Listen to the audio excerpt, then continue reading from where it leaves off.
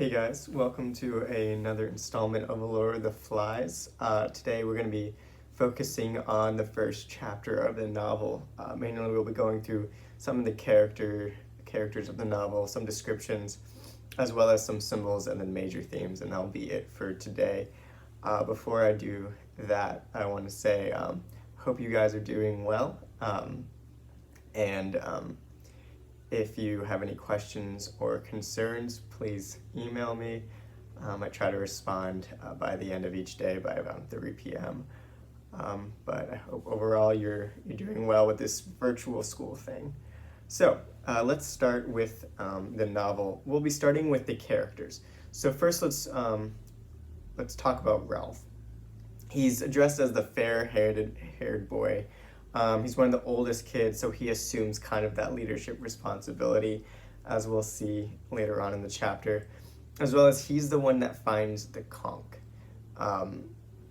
which we'll talk about the significance of that, as well as he's seen as trustworthy and relational among a lot of the younger kids, and lastly, he's voted as chief, as we know. Now let's talk about Piggy. Piggy is called the fatty. He's a larger kid, but when asked to Ralph, hey, why did you address me as Piggy? I told you I don't like that. And he goes, well, it's better than fatty. So the significance of that is interesting, because although he doesn't want to be called Piggy, at least it's better than the alternative. The question can be asked, why doesn't he go by his real name? And that's something that's never addressed in the novel. So you could think, okay, why is he being marginalized or taunted for the sake of how he looks, despite of what he could bring to the table? Is the outward appearance a factor in the influence that he could have? He's also one of the older kids. Jack, Ralph, and Piggy are known to be one of the older kids in the group. Yet Jack and Ralph assume responsibility, but Piggy doesn't. And is that purely based off of what his physical attributes may be?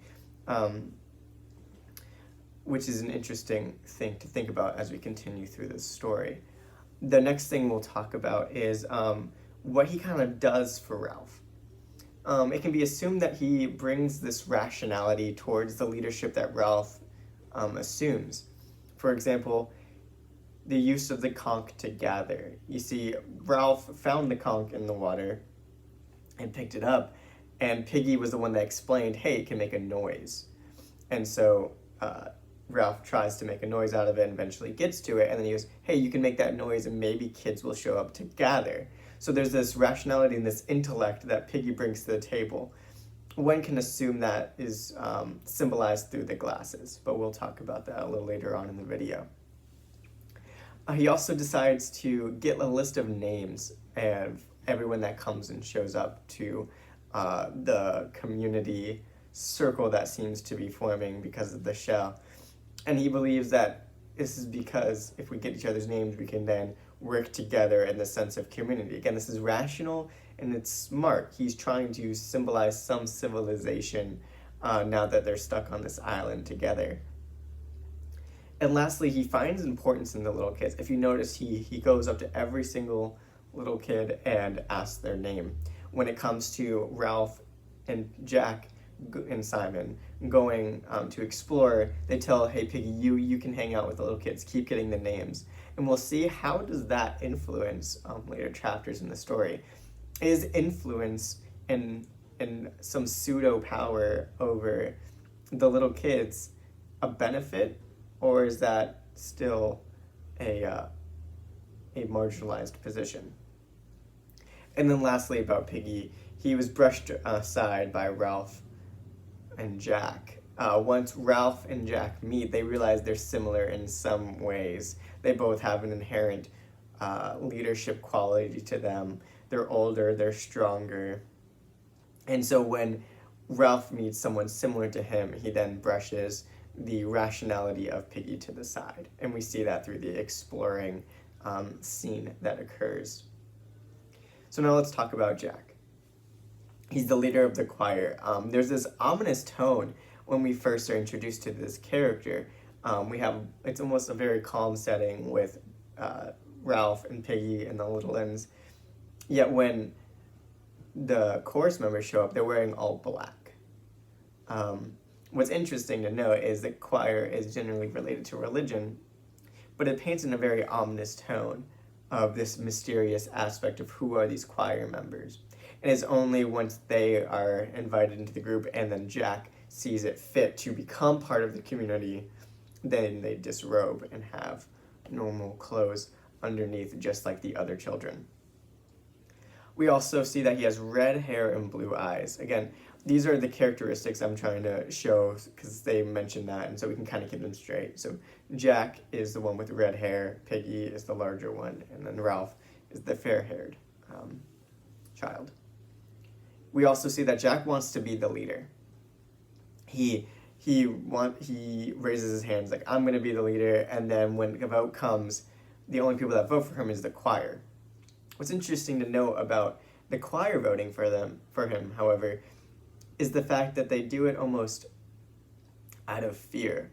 The notion addressed in the novel is not an ecstatic sense of community voting for Jack, but rather he's our leader, so we have this obligation to vote for him, which is interesting to note. Is Jack purely in power of them out of trustworthy and relational aspects, such as Ralph will soon become, or is it simply out of fear? And what about Jack has this fear aspect and this intimidation towards the choir members? And last thing to note about Ralph and Jack is that Ralph appoints Jack in charge of the choir. So he goes, hey, I'll be the leader and chief in charge. However, you still have autonomy over your choir members. And so there's this delegation aspect, and that shows Ralph in a positive light. You see he is giving the responsibility of the choir to Jack to show that I am okay with a shared power in this. And he not only says that, but he goes, okay, what do you guys want to be? Obviously, you have some sense of autonomy, so do you want to be hunters, gatherers? And Jack says we want to be hunters. Although that does not seem super suspicious at this point, you can question, okay, what is Jack's angle for being the hunters? Does he want to provide, or rather, does he like the aspect of hunting? So that's something to keep in mind as we continue through the story and the character develops between Ralph and Jack. So now let's talk a little bit about symbols. The first symbol is going to be the conch. What we notice is the conch is a way for someone to call attention. It is what brought the kids out of the woods and to sit into this community aspect, as well as whoever has the conch kind of has that power. So what we can think about is the conch may represent this idea of power and political legitimacy. What that means is whoever is in possession of the conch then has the power over the group. We saw that through the woods, kids coming through the woods, and we see that as Ralph being, well, I'm the one that found the conch, therefore I should be in charge. So it's the political legitimacy. It's almost the democratic process. Then we have Piggy. He is a symbol in himself. He represents the rationality, as we talked about. He is what brings Ralph's leadership some dynamic of, hey, Ralph, maybe do this. Or, hey, Ralph, maybe do this. And although he's discounted because of his physical appearance, he still brings this rationality and sense of civilization. He wants this community to thrive. He wants it to work. So he says, okay, maybe we should do this, we should do this. And then Ralph will implement that. We'll see if that changes once the relationship aspect between Ralph and Piggy are either separated or not. And how does Jack play into that dynamic? Next, we have the knife. What we saw at the end of the chapter was Jack, Ralph, and Simon found a pig trapped in the creepers, as they call it. And they were hungry. So Jack pulled out his knife and was going to stab the pig for food, for a legitimate purpose of hunting.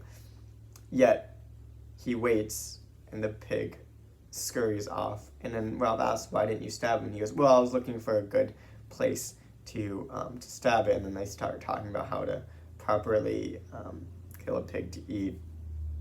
What we see here is that tension between Jack's innate ability to be ready to kill, yet when it comes to it, he can't. What we've talked about before is this idea of innocence versus experience, or innocence versus savagery, which is what Golden is addressing in this novel. Could it be that this is the first instance where we see the moral question being asked of, can a child commit atrocity? Can a person have that innate desire for violence? And is there this transition from innocence to experience?